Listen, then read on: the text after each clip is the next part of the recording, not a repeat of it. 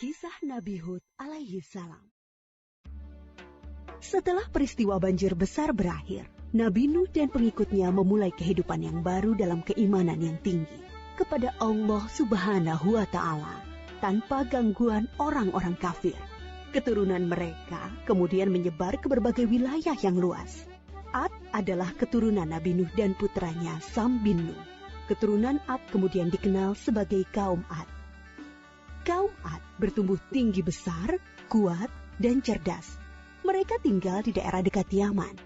Kaum Ad dianugerahi Allah daerah yang subur, sungai-sungai yang mengalir, kebun-kebun yang luas, dan hasil bumi yang melimpah. Kaum Ad pandai dalam tata kota dan pemerintahan. Mereka mahir membuat bangunan-bangunan tinggi, megah, dan indah dari gunung pasir di puncak-puncak bukit. Mereka juga membuat benteng-benteng yang kokoh dan saluran irigasi dan kolam-kolam. Ternak mereka pun berkembang dengan baik. Dengan anugerah Allah yang luas dan kerja keras mereka itu, kaum Ad menjadi makmur dan lebih maju dari kaum lainnya, serta lebih disegani. Hal ini membuat mereka sombong dan bermegah-megahan. Mereka menilai kemuliaan berdasarkan kekayaan dan kekuasaan. Pada mulanya, mereka adalah kaum beriman yang menyembah Allah. Lama-kelamaan, mereka mulai menyembah berhala dan patung-patung dari tokoh-tokoh mereka.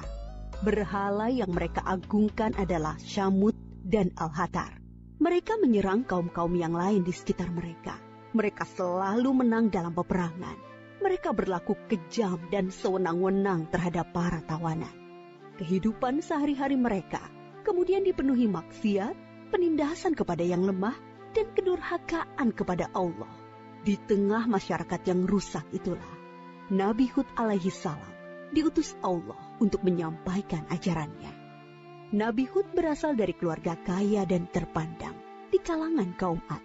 Akhlaknya mulia, cerdas, dan tidak terpengaruh oleh kerusakan kaumnya. Setelah sampai perintah Allah, mulailah beliau berdakwah mengajak kaumnya untuk kembali menyembah Allah. Hai kaumku, sembahlah Allah, tinggalkanlah berhala-berhala itu. Aku tidak meminta imbalan kepadamu atas semua ini. Upahku hanyalah dari Allah.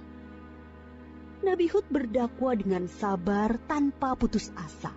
Tak henti-hentinya mengajak kaumnya untuk bertakwa kepada Allah, agar mereka terhindar dari azab Allah, sehingga mereka tidak mengalami nasib yang sama dengan kaum Nabi Nuh. Tetapi kebanyakan kaum Ad tidak mau mengikuti ajakan Nabi Hud. Mereka bersikeras untuk tetap menyembah berhala. Mereka menganggap Nabi Hud lemah akal dan gila. Dengarlah Hud, sembahan-sembahan kami telah mengutukmu sehingga engkau menjadi gila. Ucapanmu ngelantur, kacau. Itu karena kau menghina sembahan-sembahan kami. Kami tidak percaya pada ucapanmu. Datangkanlah azab yang telah engkau ancamkan. Kami tidak takut sedikit pun. Nabi Hud mengadukan kepada Allah atas perlakuan kaumnya. Beliau menyerahkan kepada Allah urusan pembalasan terhadap para pembangkang itu. Kemudian Allah menurunkan musim yang panjang, yang membuat sungai-sungai dan sumur-sumur menjadi kering. Tanaman dan binatang ternak banyak yang mati. Kaum Ad dilanda kelaparan dan kehausan yang parah. Keadaan ini berlangsung beberapa tahun. Nabi Hud terus mengajak kaumnya untuk kembali menyembah Allah. Wahai kaumku, mohonlah ampun kepada Allah. Niscaya Dia akan menurunkan hujan yang lebat dan menambah kekuatanmu. Tetapi kebanyakan dari kaum Ad itu tetap pada kesesatannya. Mereka memohon-mohon pada berhala itu untuk segera mengakhiri kemarau dan menurunkan hujan. Mereka tetap tidak mau menyembah Allah. Akhirnya tibalah ketetapan Allah, yaitu azab yang diancamkan kepada mereka. Muncul awan hitam membentang di langit. Gumpalan awan hitam itu sangat tebal dan luas. Orang-orang kafir melihat awan hitam itu sangat gembira. Mereka berlarian sorak-sorai menyongsong awan itu. Mereka mengira hujan lebat akan turun sebentar lagi. Sesembahan kita telah mengabulkan doa kita. Hujan akan turun. Kesengsaraan kita akan segera hilang. Ternyata dugaan mereka salah besar. Gumpalan awan itu adalah azab dari Allah untuk orang-orang kafir.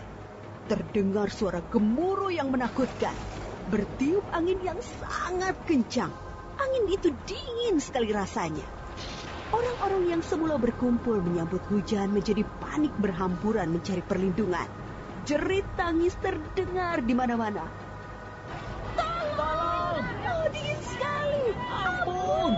Aku tidak tahan. Tolong! Orang-orang itu putus asa dan menyesal. Tetapi sudah terlambat. Angin dingin itu bertiup luar biasa kencangnya. Selama 7 hari 8 malam. Menumbangkan apa saja yang dilaluinya. Pohon-pohon, gedung-gedung megah, rumah-rumah, patung-patung, berhala. Semua rusak porak-poranda. Setelah 7 hari 8 malam, topan itu berhenti. Negeri kaum Ad yang megah telah rusak binasa.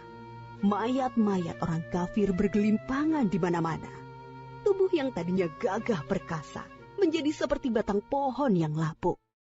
Hanya Nabi Hud dan pengikutnya yang diselamatkan oleh Allah dari azab itu. Mereka kemudian hijrah ke Hadramaut, membangun kehidupan baru di sana. Mereka hidup sejahtera dengan beriman kepada Allah Subhanahu wa Ta'ala. Nabi Hud wafat di tempat baru itu. Kisah Nabi Hud mengajarkan kepada kita bahwa kekayaan, kepandaian, kekuatan tubuh yang dibangga-banggakan kaum Ad akhirnya musnah. Kesombongan dan kesesatan kaum mereka mengundang amarah Allah. Kita harus menjadi umat yang maju dan kuat, tetapi jangan meninggalkan keimanan dan ketakwaan kepada Allah.